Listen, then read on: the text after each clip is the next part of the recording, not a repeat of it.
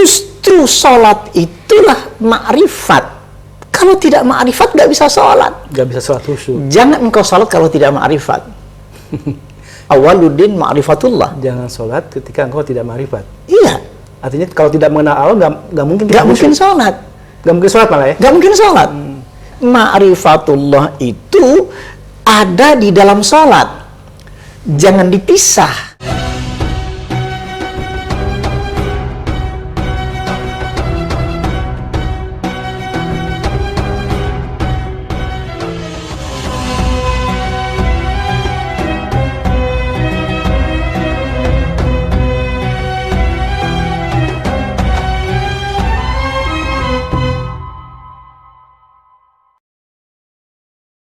Assalamualaikum warahmatullahi wabarakatuh.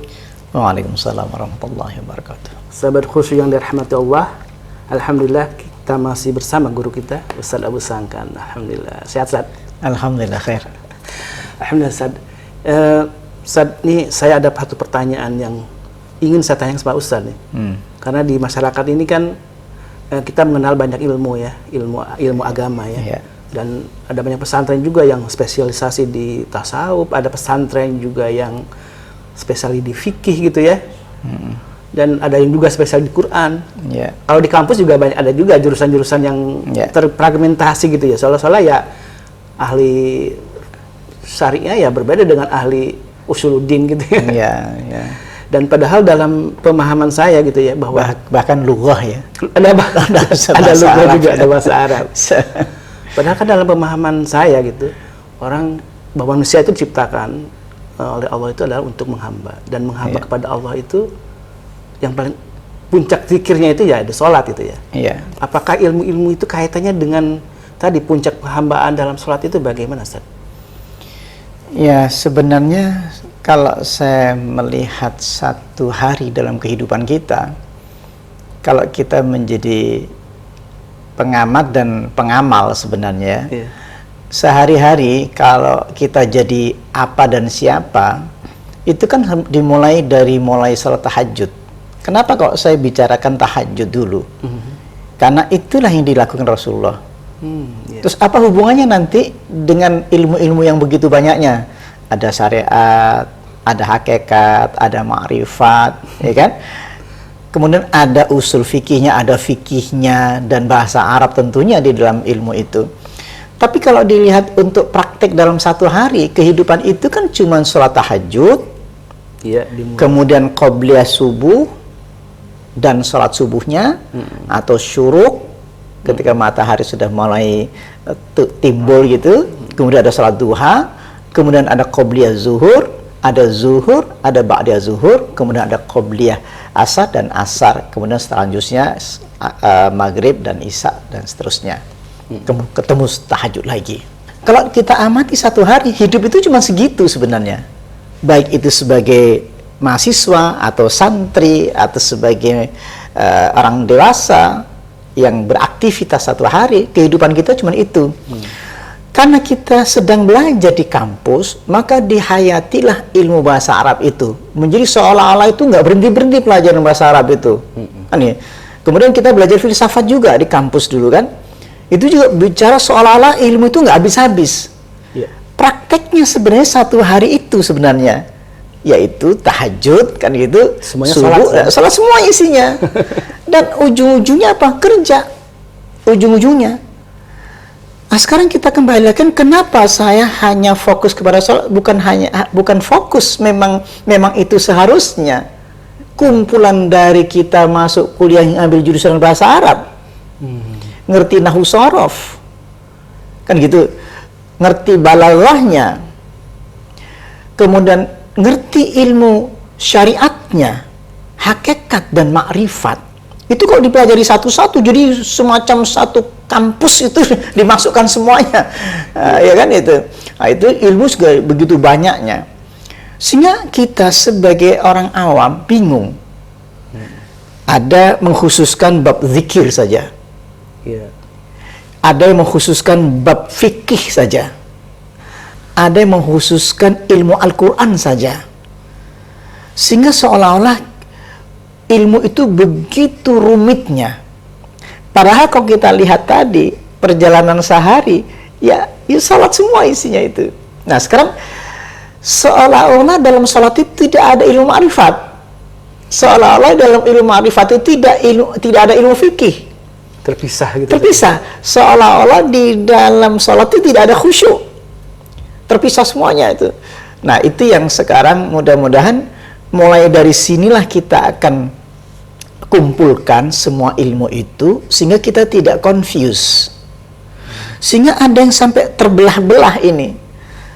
Ada yang menonjolkan betul-betul tentang zikir, sampai cara-cara berzikirnya, sehingga ada yang mengatakan zikir itu lebih lezat daripada sholat itu sendiri. Kan ini kacau ini kan itu.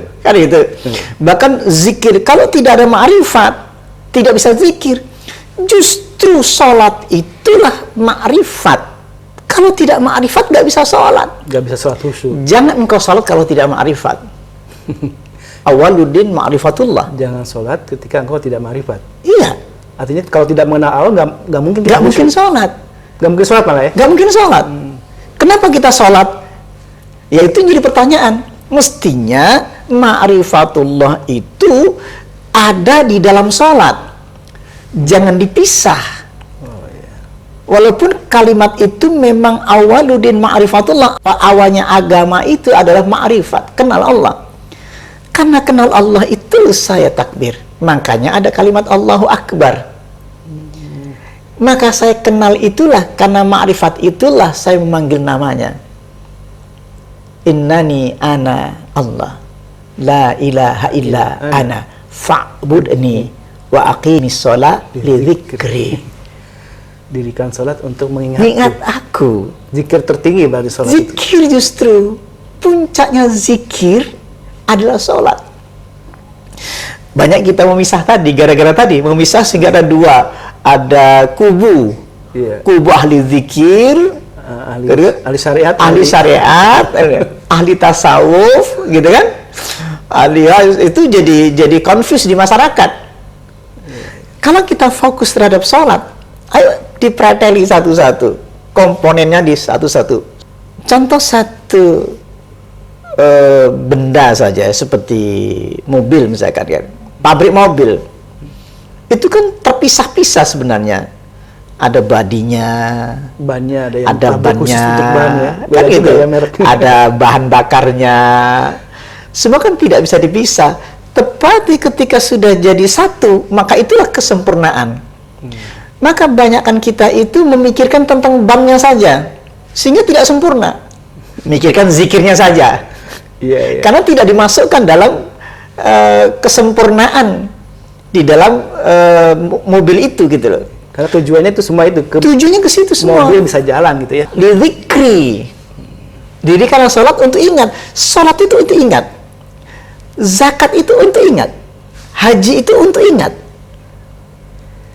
Bukan dibalik. Haji itu sendiri ingat Allah. Puasa itu ingat Allah. Zikir itu ingat Allah, menyebut nama Allah itu karena ingat Allah. Takbiratul ihram itu ingat Allah. Jadi semua itu dasarnya ingat. Jadi jangan dipisah, karena sholat itulah ingat Allah. Jadi saat kalau sholat itu merupakan kumpulan ilmu dari semua ilmu tadi yang dibahas tadi ya? Iya. Jadi tidak bisa dipisah-pisah. Kalau pembahasannya boleh dipisah-pisah. Kalau pengajarannya boleh dipisah-pisah, misalkan kepada anak kita ngajarkan tentang bagaimana rukuknya dipisah dulu, pembahasannya khusus. Kemudian bacaan Al-Fatihahnya kita pisah, bagaimana baca Al-Fatihah yang betul, tajwidnya yang betul. Boleh, tapi jangan lantas bacaan ini menjadi tersendiri, nggak akan dipakai dalam sholat, seolah-olah ada dua ilmu. Contoh, ilmu ma'rifat, ilmu syariat, ilmu hakikat, ilmu ma'rifat, jangan dipisah. Itu sudah include di dalam kita berdiri dalam salat. Saya tidak bisa Allahu Akbar kalau tidak saya ma'rifat. Saya tidak bisa Rabbi firli warhamni wajibuni warfa'ni warzuqni wahdini wa'afini wa'afani kalau saya tidak ma'rifat. Kalau saya tidak ngerti hakikat. Kalimat wa qumu lillahi qanitin, kalau saya tidak ma'rifat nggak bisa berdiri sholat. Tetapi walaupun ada orang berdiri sholat, kalau tidak ma'rifat dia tidak bisa berdiri. Kenapa tidak bisa berdiri? Dia hanya merasakan capek dan penat karena tidak ma'rifat. At-ta'abu wan nasabu, capek dan penat. Banyak orang berzikir, Allahu Akbar, Allahu Akbar. Allahu Akbar itu ketika takbir, ala bi dzikrillahi tatma'innul qulub. Nggak bisa dipisah antara Allahu Akbar dan tatma'innul qulub. Nggak bisa dipisah antara Rabbi firli dengan tatma'innul qulub. Warhamni tatma'innul qulub. Setiap zikir dalam gerakan-gerakannya dan bacaannya itu pasti tatma'innul qulub. Kenapa tatma'innul qulub? Karena ma'rifat. Kenapa ma'rifat? Karena ngerti hakikatnya.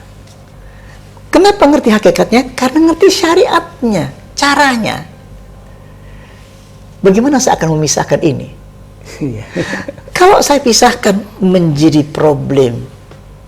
Makanya banyak ahli zikir kalau diletakkan di luar sholat, dikhususkan untuk zikir seperti di luar sholat, maka biasanya secara emosional, kan jiwa kita ini kan kalau tidak diatur, kalau nggak diatur dengan syariatnya, dia akan badannya itu akan bergoncang. Makanya diukur. Makanya Imam Syafi'i, Hambali, Hanafi itu membahas seolah-olah dia nggak bicara hakikat. Justru yang dibahas Imam Syafi'i itu syariat itu bersambung dengan hakikat otomatis. Seolah-olah bukan tasawuf, seolah-olah bukan hakikat, seolah-olah dia hanya ahli syariat. Tidak. Ini banyak confuse. Coba gini aja deh. Saya manggil nama Allah, Allahu Akbar. Kalau ditanya, kenapa manggil Allah Akbar? Karena saya tahu ada Allah. Hakikat. Allahu Akbar. Kenapa kau baca lagi? Lalu menangis. Kenapa kau panggil Allahu Akbar? Karena aku ma'rifat. Kenapa kau berdiri sholat? Karena aku ngerti caranya sholat. Aku ini hakikatnya paham. Hakikatnya apa sih? Hakikat itu sebenarnya saya berdiri Untuk apa? Gitu? Untuk apa? Maka menghasilkan rasa, menghasilkan cinta, menghasilkan jalan keluar. Hakikatnya bagaimana saya menghasilkan, merasakan hasilnya dari Allahu Akbar. Ala bi dzikrillahi tatma'innul qulub. Hanya nyebut nama Allah hatiku tenang. Setelah tenang itu apa? Muraqabah, ada kedekatan. Saya berbisik setelah ada muraqabah, mendekatkan diriku dengan Allah. Maka ketika saya mengucapkan Alhamdulillahi Rabbil Alamin, ini syariat yang ucapkan. Hakikatnya saya merasakan huwallazi anzala sakinata fi qulubil mu'minin. Itu hakikatnya. Zikirmu menghasilkan ketenangan. Pujianmu, kan kita memuji itu. Memuji Allah. Alhamdulillahi Rabbil Alamin. Segala puji bagi Allah. Kalimat memuji, apalagi kalimatnya segala puji. Untukmu ya Allah, segala puji bagi Allah. Itu kan bukan mulut. Itu muncul dari hakikat jiwaku. Muncul dari perasaan jiwaku, muncul dari perasaan imanku, muncul dari perasaan kerinduanku, muncul dari sinar nur ilahi yang dimasukkan dalam hatiku. Afaman sarahallahu sadrahu lil Islam fahuwa 'ala nurim min rabbi fawailul liqasiyati qulubuhum min dzikrillah ulaika fi dhalalim mubin. Apakah sama orang yang dibukakan hatinya lalu ia mendapatkan nur Allah, cahaya dari Allah, maka taqsya'irru minhu juludul ladzina yakhshawna rabbahum thumma talinu juluduhum wa qulubuhum, bergetar kulitnya ketika dia sebut Allahu Akbar. Nyambung ke ilmu hakikat, nyambung ke ilmu ma'rifatnya. Dalam sholat, hamidani abdi, ada respon dari Allah. Hamidani abdi, hambaku memujiku. Artinya pujian saya sampai ke Allah. Kalimat hamidani abdi, ketika saya baca Alhamdulillahi Rabbil Alamin, kalau muncul dari batinku, Langsung direspon. Langsung direspon, hamidani abdi. Bagaimana taunya aku direspon Allah? Ala bi dzikrillahi tatma'innul qulub. Aku merasakan tenang ketika mengatakan alhamdulillahirabbil alamin. Ukurannya itu saja. Ukurannya itu. Tenangan itu ya. Kemudian huwallazi anzala sakinata fi qulubil mu'minin. Dia Allah yang turunkan tadi rasa tenang ke dalam hati orang beriman. Allah menurunkan. Jadi harus ketemu keduanya. Syariatnya saya ucapkan Allahu Akbar, hakikatnya Allah menurunkan ketenangan dalam hati dan saya mampu merasakan ketenangan itu. Harus ada. Gak bisa dipisah. Makanya saya tidak berani mengajarkan di luar sholat. Kalau hanya kajian saja boleh. Iya. Tapi kalau sampai terpisah, ini sangat berbahaya. Bisa menjadi banyak cerita-cerita yang menyesatkan. Sehingga orang berzikir sampai bergeletak, sampai orang ada yang mengatakan fana, ada yang mengatakan ini. Trans gitu ya. Trans, ya. Trans itu bahaya. Kalau orang sekali kena trans sekali, itu nggak bisa dirubah. Kenapa? Karena begitu dia bergerak Allah, dia mulai berputar badannya itu. Kalau sudah kena sekali, susah kembalinya. Ada ini saraf mungkin masuk atau gimana Ustaz? Kegangguan dari sarafnya atau? Jadi menjadi gangguan dalam jiwanya. Karena badan ini kalau kita amati, kan di dalam jiwa itu sebenarnya ada jiwa la ammaratun bisu. Khawatirnya ketika walaupun dia menyebut nama Allah, ketika ia terus diucapkan Allah berulang-ulang, kan nggak terkendali. Banyak orang berzikir nggak terkendali badannya. Nah ini sulit diambilnya, makanya sampai loncat-loncat. Nah di zaman Ibnu Umar itu pernah terjadi. Kenapa itu kita nggak berani mengajarkan ilmu itu? Karena nggak kekontrol. Banyak orang nggak terkontrol. Itu akhirnya tersesat. Begitu dia bergerak, ini pengaruh dari bawah sadarnya. Biasanya ketika dia emosi dalam sekali, ketika kemudian dia datang ke tempat zikir, lalu dia zikir serius, padahal bagus zikir itu kan. Sampai nangis. Dan luar biasa, itu biasanya histeris nangisnya itu. Teriak, itu badan itu gerak sendiri. Bergerak sendiri. Dan itu sangat bahaya. Jadi zikir yang mendatangkan tangisan yang luar biasa itu membahayakan tadi. Membahayakan. Jadi Rasulullah tidak pernah mengajarkan seperti itu. Kata sahabat Ibnu Umar. Jadi Ibnu Umar mengatakan, saya ini sahabat Nabi, tetapi saya tidak pernah melakukan hal itu. Kemudian Siti Asma juga mengatakan, kana ashabu Rasulillah sallallahu alaihi wasallam tatma'u a'yunuhum wa taqsha'iru juluduhum. Jadi semua sahabat Nabi yang ku tengok gitu loh, termasuk Rasulullah, dia tidak pernah melakukan hal ini. Hadza minasyaitan. Nabi itu dan sahabat-sahabat semuanya hanya meleleh air matanya. Badannya tetap begini, cuman merinding. Seperti sebuah cinta dan iman. Walakinallaha habbaba ilaikumul iman wa zayyanahu fi qulubikum wa karraha ilaikum kufra wal fusuq wal isyan. Tapi Allah turunkan cinta dan iman. Cinta itu kan nggak sampai pingsan. Cinta itu nggak sampai gila. Sadar ya? Sadar. Jadi ilmu cinta itu sadar. Ilmu rindu itu ya biasa. Asik dengan Allah itu. Ini yang jadi kadang-kadang kita kesulitan berbicara. Makanya banyak hal yang menentang, baik dari teman-teman dari Salafi, teman-teman dari yang lainnya. Itu kadang-kadang itu jadi perdebatan yang tidak berhenti. Sudahlah, hentikan semuanya. Kita kembali ke sholat. Sempurna sholat itu. Kumpulan ilmu. Kumpulan semua ilmu tadi kan. Jadi kumpulan ilmu tadi kita kumpulkan di situ semuanya. Ini kesempurnaan sholat kita itu di situ. Nah itu barangkali nanti kita sampai kita mencapai bagaimana makna Al-Fatihahnya kita bahas lebih dalam nanti ya. Tapi satu lagi sebelum saya tutup. Iya. Kan tetap bahwa sebagai bagian tetap dipelajari ya. Bagian-bagian itu ilmu bahasa, Iya. ilmu syariat. Tapi tujuannya itu yang harusnya diarahkan. Iya, arahkan Belajar ke satu. bahasa ya tentunya harus bisa memahami bacaan-bacaan sholat gitu La Ustaz, ya. taqrabus salata wa antum sukara hatta ta'lamu ma taqulun. Jangan engkau dekati salat. Kan nyambungnya ke salat. Iya. Wa antum sukara, kalau engkau tak sadar, nggak ngerti artinya pula kan gitu. Iya. Hatta ta'lamu, sampai engkau ngerti ma taqulun, apa yang kau ucapkan. Allahu Akbar, kalau nggak ngerti kan bingung. Itu ilmu bahasa Arab Ustaz, ya. Ilmu bahasa Arab. Kan ya? Baca Qur'annya nanti tajwid. Tajwid. Jangan bisa tajwid di luar gitu. Tajwid dimasukkan dalam salat. Jangan sampai ketika di luar bacaan Al-Qur'annya diperbagus, diperindah, ketika sholat dipercepat itu. Itu Dipercepat, malah gitu. aneh ya. Gitu. Masya Allah. Makasih Ustaz, ini ilmu yang sangat